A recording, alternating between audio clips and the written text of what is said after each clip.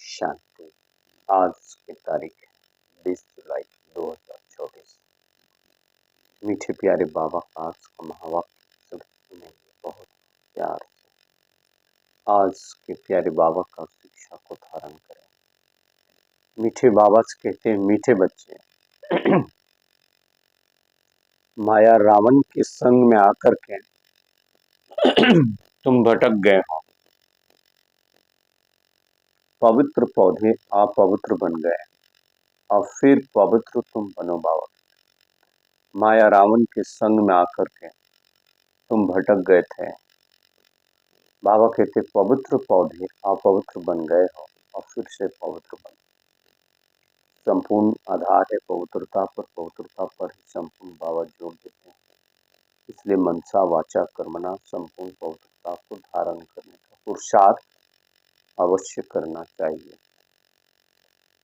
आज का प्रश्न है, हर एक बच्चे को अपने ऊपर कौन सा वंडर लगता है? बाप को बच्चों पर कौन सा वंडर लगता है? हर एक बच्चे को अपने ऊपर कौन सा वंडर लगता है? जो बाप को बच्चों पर कौन सा वंडर लगता है?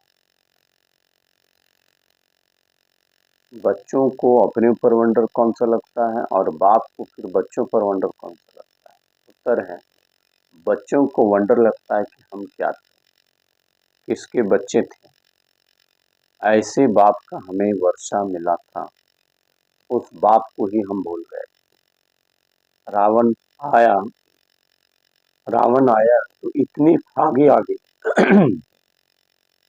जो रचेता रचना सब हम भूल गए। बाप को बच्चों पर वंडर लगता है कि जिन बच्चों को मैंने इतना ऊंच बनाया, राज भाग दिया, वही बच्चे मेरी गिलानी करने लगे। रावण के संग में आकर सब कुछ गवा दिया। रावण के संग में आकर के सब कुछ गवा दिया बाबा कहता है। तो सबसे वंडरफुल बात बाबा को ये लगा कि इन बच्चों को हमने विश्व की बादशाही दिया। ऐसे बच्चे ही रावण के संग में आकर के हमारी गिलानी करने लग गए। ये बाबा को वंडर लगता है और बच्चों को भी वंडर लगता है, जो बाप हमें इतना भारी विश्व की बादशाही दिए, ऐसे बाप को ही हम भूल गए थे। तो बाबा कहते हैं ये वंडर लगता है। बाबा को कौन सा वंडर लगता है और बच्चों को कौन सा वंडर लगता है, बहुत स्पष्ट रीति से बाबा हम लोग को बताएं। तो इसे हमें मनन चिंतन करना है और बाबा का परिचय मिल गया, इसलिए इस ज्ञान रतन को अपनी बुद्धि में रखना है। ऐसे बाबा जो हमें विश्व की बादशाही देते थे, उन्हें हम गिलानी करते थे, लेकिन अब हम स्वप्न में भी गिलानी नहीं कर सकते। धारणा के लिए मुख्य सार है आज का, शिवालय में जाने के लिए इन विकारों को निकाल देना बाबा। शिवालय अर्थात सत्युग में जाने के लिए इन विकारों को निकाल देना है। इस वेश्यालय से बिल हटाते जाना। संपूर्ण सृष्टि ही वेश्यालय खाना है। शूद्रों के संग से किनारा कर लेना है। इस वेश्यालय से अपना दिल हटा लेना है। शूद्रों के संग से बाबा कह रहे किनारे कर लेना। दूसरे मुख्य पॉइंट है, जो कुछ भी था उसे ड्रामा समझकर कोई भी विचार नहीं करना है। जो कुछ जीवन में घटनाएं घटित हुई, जो भी समस्याएं हैं, जो भी विघ्न आया, ये पूर्व जन्मों के हिसाब किताब समझ करके बाबा कहते हैं उसे कभी भी विचार में नहीं लाना है। अहंकार में कभी नहीं आना है। कभी शिक्षा मिलने पर फंक नहीं होना है, अर्थात फंक नहीं होना, अर्थात नाराज भी नहीं होना है, परेशान भी नहीं होना है, असर भी नहीं करना है, क्योंकि कुछ ना कुछ तो गलतियां होती रहती हैं।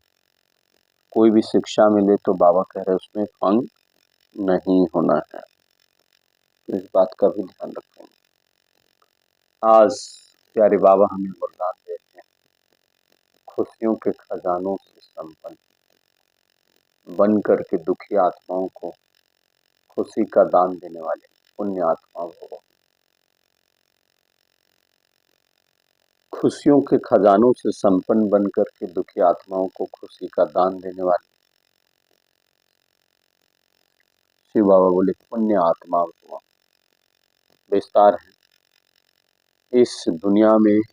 हर इस दुनिया में हर समय का दुख है और आपके पास हर समय की खुशी, तो दुखी आत्माओं को खुशी देना यह सबसे बड़े से बड़ा पुण्य। दुनिया वाले खुशी के लिए कितना समय संपत्ति खर्च करते हैं और आपको सहज अविनाशी खुशी का खजाना मिल गया है। अब सिर्फ जो मिला है उसे बांटते जाओ।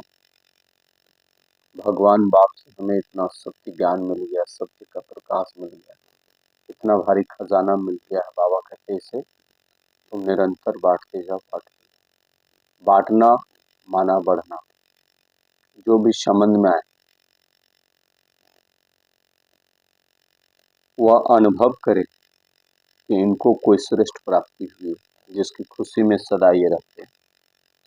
इनको कोई श्रेष्ठ प्राप्ति हुई है जिनकी खुशी में ये सदा रहते हैं। बाबा कहते जो मिला है उसे सदा बांटते जाओ। ये सदा हमें आज मनन चिंतन करना है कि आज बाबा हमें खुशी बांटने की बात बोले। जो भगवान से हमें मिला है वो हमें बांटना है, बहुत बहुत खुशी में आनंद में आकर के हमें बांट के रहना। सबसे बड़ा पुण्य बाबा कहते हैं दुखी आत्माओं को सुख देना। ये सारा पुण्य हमें समय निकाल करके अवश्य करना है